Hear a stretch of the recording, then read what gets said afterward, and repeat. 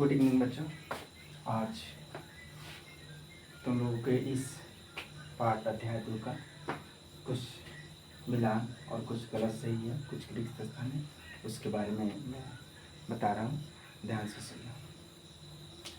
First है कि फिर से याद करें, मिलान करें, ध्यान देना। दीवानी, दीवानी का मतलब इसके पहले ही पता है कि जो भू राजस्व वसूल करने वाले अधिकार किससे मिलेगा? दीवानी जाएगा भू राजस्व में। दीवानी कहाँ जाएगा? दीवानी जाएगा भू राजस्व में, क्योंकि यह जमीन से तुमको कानून बताए थे दो, दीवानी और फौजदारी। तो दीवानी का मतलब भू राजस्व से।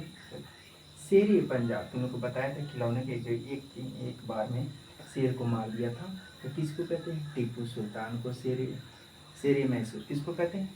टीपू सुल्तान को शेर मैसूर कहते हैं।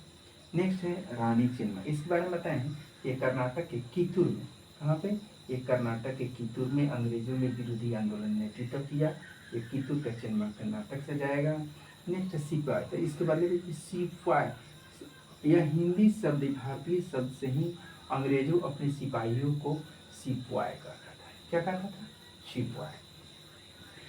वारेन हेस्टिंग, क्योंकि ये 1773-72 में आए, ये 1700 जो वारेन प्रथम जो है या भारत का प्रथम गवर्नर जनरल, तुमसे क्वेश्चन आएगा कि भारत का प्रथम गवर्नर जनरल कौन है? तो वारेन हेस्टिंग्स। कौन है? वारेन हेस्टिंग्स भारत के प्रथम गवर्नर जनरल। नेक्स्ट है रिक्त स्थान, फिंगरलैंड। बंगाल पर अंग्रेजों की जीत, तो तुमको बताया कि बंगाल पर अंग्रेजों की जीत जो है ये 1757 की जो युद्ध हुआ, बैटल ऑफ प्लासी, यानी प्लासी के युद्ध के बाद कब हो जाएगा? 1700, यानी प्लासी की युद्ध की जंग से शुरू होती है। किस युद्ध से?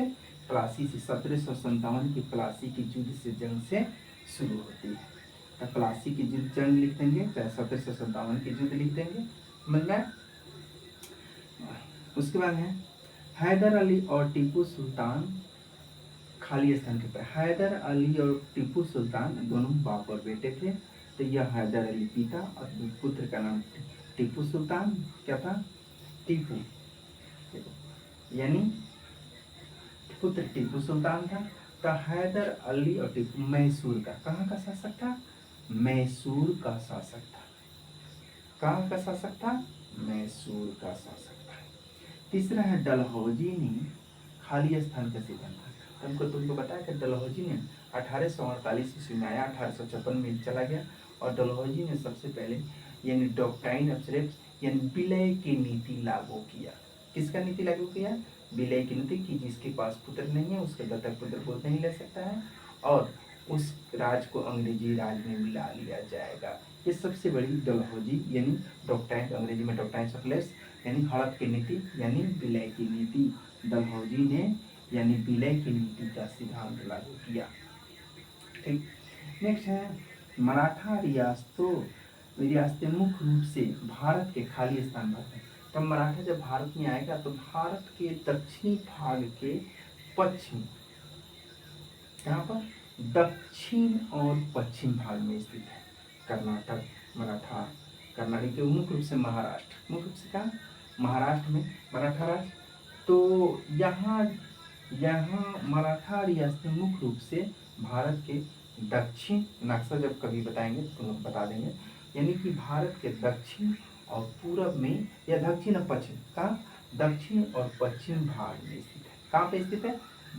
या भारत के दक्षिण और दक्षिण पश्चिम भाग में स्थित है। ध्यान। नेक्स्ट है सही गलत, ध्यान। तो कुछ मुगल साम्राज्य 18वीं सदी में मजबूत होता गया, नहीं, ये गलत है। मुगल साम्राज्य 18वीं सदी में मजबूत होता गया, नहीं, क्योंकि मुगल साम्राज्य 18वीं सदी में नहीं। सदी का मतलब होता है 100। जब ध्यान दो कि 18वीं सदी का है, तो 18वीं सदी का मतलब 1700 से लेकर और 1701 से लेकर 1800 तक, या 18वीं सदी चलेगा।